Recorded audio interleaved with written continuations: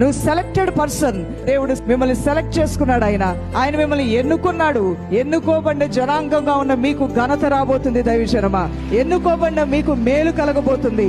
నీకు ఇష్టమైంది నీకు నీవుగా ఎన్నుకున్న తర్వాత అది బజార్లో పడేస్తావా, రోడ్డు మీద ఇసిరేస్తావా, చెత్త కుండీలో పడేస్తావా? నీకు ఇష్టమైంది, బాగా ఇష్టమైనటువంటి ఒక ఫ్లవర్ వాజు పూలతో ఉన్న దాన్ని నువ్వు తెచ్చిపెట్టుకున్నావు, దీన్ని తీసుకెళ్లి ఇసిరి అవతలు పడేస్తున్నావు. నువ్వు పడేయవు కదా. ఎందుకు కొనుక్కొచ్చుకున్నావు? విలువైన దీన్ని ఎక్కడో ఒక షోకేస్ లో పెట్టుకోవాలని తెచ్చుకున్నావు. దీన్ని ఇష్టపూర్వకంగా నీ డబ్బులు హెచ్చించి నువ్వు కొనుక్కున్నావు కాబట్టి ఒక మంచి స్థలంలో నీకు ఇష్టమైన దగ్గర పెట్టుకుంటావు. అవునా కాదా? పెట్టుకొని రోజు కూడా దాన్ని చూసి ఒకసారి రిలాక్స్ అవుతూ ఉంటావు. ఆహా, ఎంత బాగుందో, నాకు ఇష్టమైన దాన్ని నేను ఇక్కడ పెట్టుకున్నాను కదా అని. అదే రీతిగా లోకంలోంచి నీ దేవుడు నిన్ను ఎన్నుకుని, నీ కుటుంబంలోంచి కూడా నిన్ను ఎన్నుకుని, నిన్ను ప్రత్యేకపరుచుకుని తన యొక్క అరచేతిలో నిన్ను చెక్కుకొని నిన్ను చూసుకుంటూ ఉన్నాడు నీ దేవుడు. దేవుని బిడ్డ, యేసయ్య తన అరచేతుల్లో నిన్ను నన్ను చెక్కుకున్నాడంట. అది యేసయ్య ప్రేమ అంటే.